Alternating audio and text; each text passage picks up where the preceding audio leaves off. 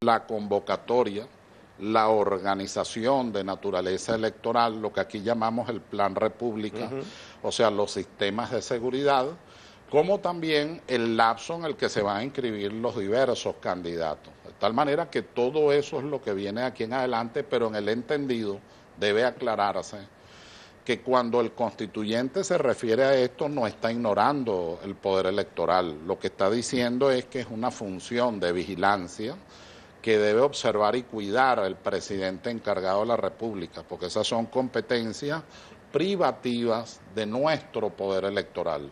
Es el Consejo Nacional Electoral en ese lapso el que dirá cuál es la organización, la convocatoria, la fecha de la elección, las condiciones de elegibilidad, entre otras. Ahí también debe aclararse, por virtud de lo que dice el artículo 229 de la Constitución, aunque lo aclara también la sentencia, es que el presidente encargado de la República puede ser candidato presidencial.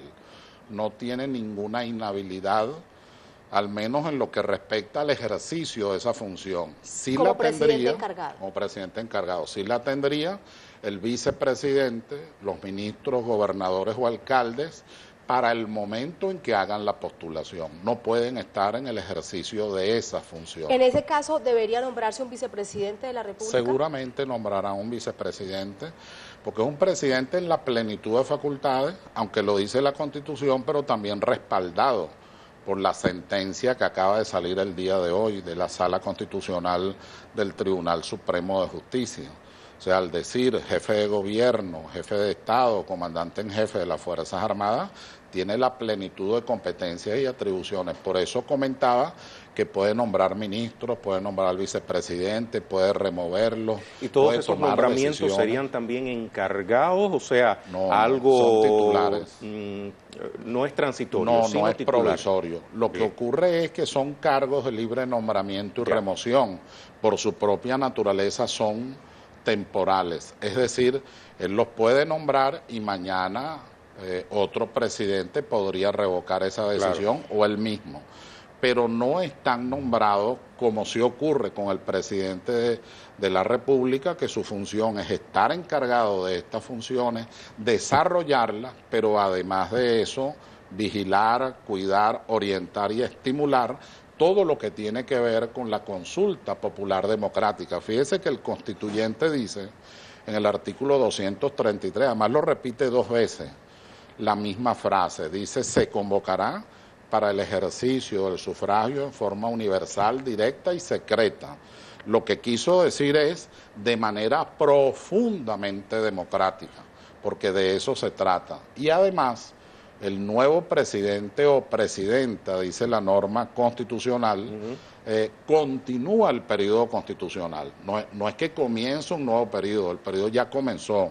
Y ahora le daría continuidad a ese periodo. Lo que periodo. hace es darle continuidad.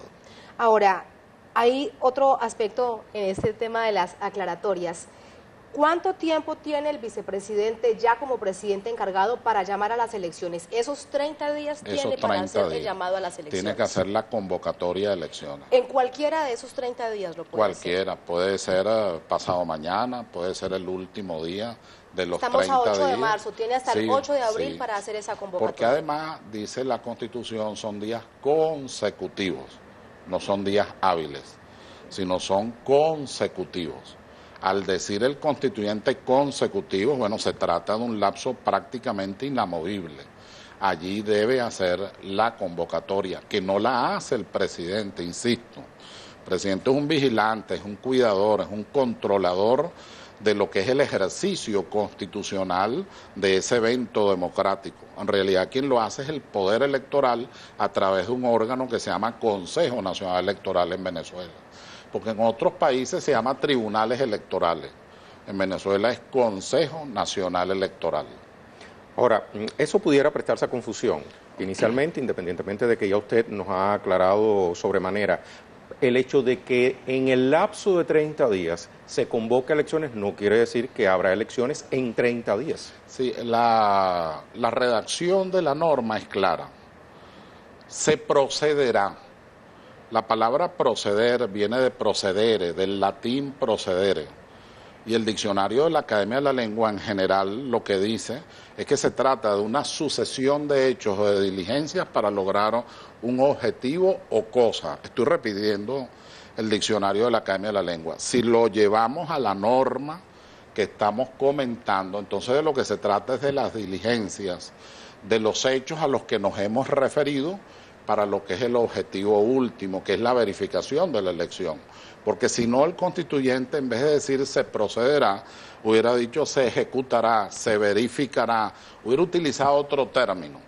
Entonces, está en libertad el Poder Electoral de, una vez hecha la convocatoria, que sea fuera del lapso de los 30 días. Ahí el único objeto es preparar el proceso electoral, es decir, desarrollar todas las diligencias que tienen que hacerse para que el proceso electoral esté blindado con todas las garantías democráticas, las garantías constitucionales, tanto las previstas en la Constitución como en los tratados internacionales que nosotros hemos suscrito y que prevén la Carta Democrática Interamericana, podríamos hablar de la Convención Americana de Derechos Humanos, entre otros tratados que tienen que ver con las garantías de un proceso electoral.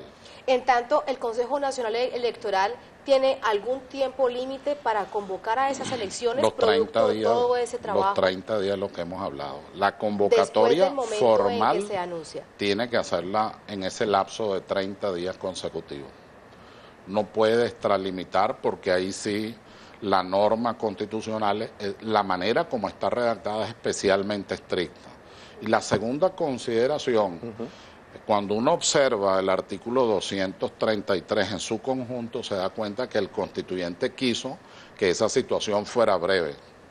O sea, no es que va a convocar para dentro de 2 años o para dentro de año y medio.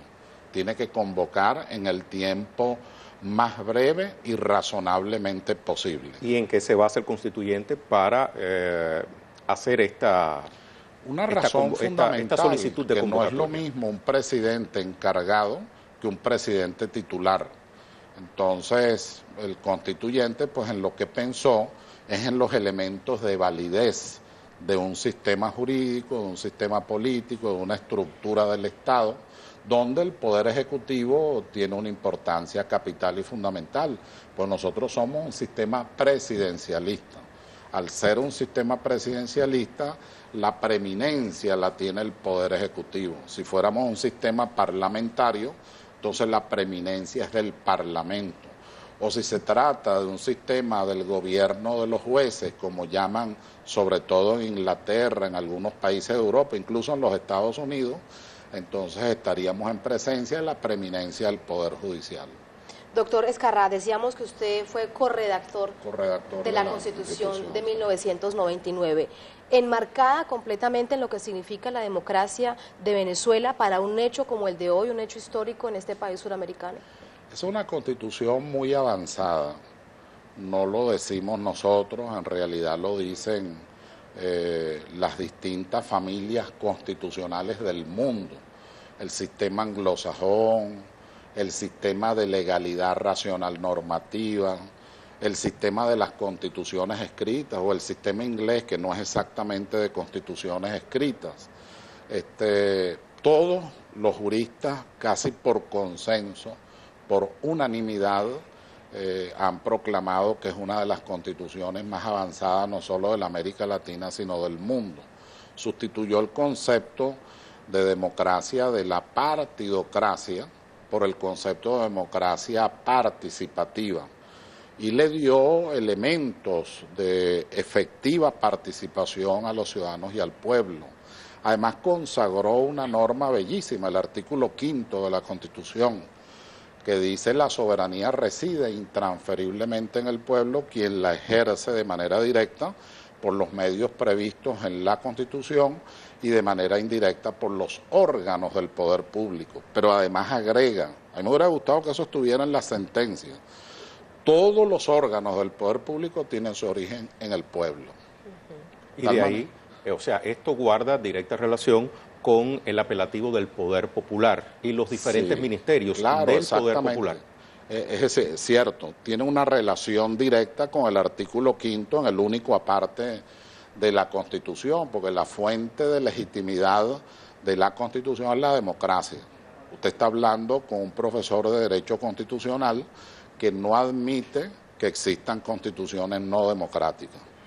La Constitución es democrática, si no, no es Constitución.